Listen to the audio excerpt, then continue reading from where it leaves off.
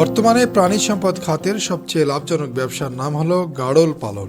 ভেড়ার উন্নত জাত এই গাড়ল সাধারণত ভেড়ার চেয়ে আকারে বড় হয় এবং দ্রুত বংশবৃদ্ধি করে। দর্শক, আজ আমরা জানব গাড়ল পালনের দুটি পদ্ধতি, কিভাবে 20টি গাড়ল দিয়ে খামার শুরু করবেন এবং এর লাভ ও লসের দিকগুলো।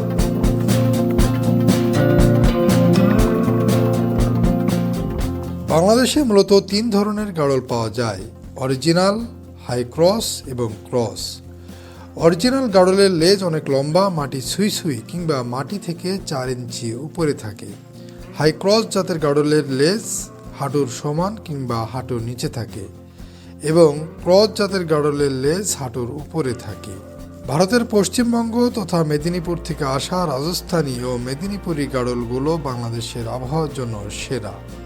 গাড়ল পালনের সবচেয়ে বড় সুবিধা হলো এর বংশবৃদ্ধি। একটি অরিজিনাল বা হাই ক্রস জাতের গাড়ল বছরে 2 বার বাচ্চা দেয়। যদিও অধিকাংশ ক্ষেত্রে প্রতিটি বিয়ানে একটি করে বাচ্চা পাওয়া যায়, তবে ক্রস বা হাই ক্রস জাতের গাড়লগুলো প্রতি বিয়ানে 2টি করে বাচ্চাও দিয়ে থাকে। তবে যে গাড়লগুলো প্রতিবার একটি করে বাচ্চা দেয়, সেই বাচ্চাগুলো গ্রোথ খুব ভালো হয় এবং মাত্র 3 থেকে 4 মাস বয়সে যখন বাচ্চাটি মায়ের দুধ ছাড়ে, তখনই এটি বাজারে 8 থেকে 9,000 টাকায় বিক্রি করা সম্ভব হয়। 20টি মাদির জন্য একটি ভালো জাতের পাঠায় যথেষ্ট। 20টি গাড়লের জন্য প্রায় 400 থেকে 500 স্কোয়ার ফিট জায়গা প্রয়োজন। ঘরটি হতে হবে উঁচু এবং বাতাস চলাচলের সুব্যবস্থা থাকতে হবে। মাচা পদ্ধতিতে পালন করলে রোগবালাই কম হয়। ধরি আপনার কাছে 20টি মাদি গাড়ল আছে। 20টি মাদি গাড়ল থেকে বছরে 2 বারে মোট 40টি বাচ্চা পাওয়া সম্ভব। গড়ে প্রতি বাচ্চার দাম 8,500 টাকা ধরলে 40টি বাচ্চার দাম দাঁড়ায় 3,40,000 টাকা। গাড়ল কেনার প্রথম 6 থেকে 8 মাসের মধ্যে আপনার খামারে বাচ্চা আসা শুরু করবে, অর্থাৎ খামারের শুরুর বছর থেকে আপনি বড় অঙ্কের রিটার্ন পেতে শুরু করবেন। গাড়ল আপনি আপনার সুবিধা অনুযায়ী 2 ভাবে পালন করতে পারেন।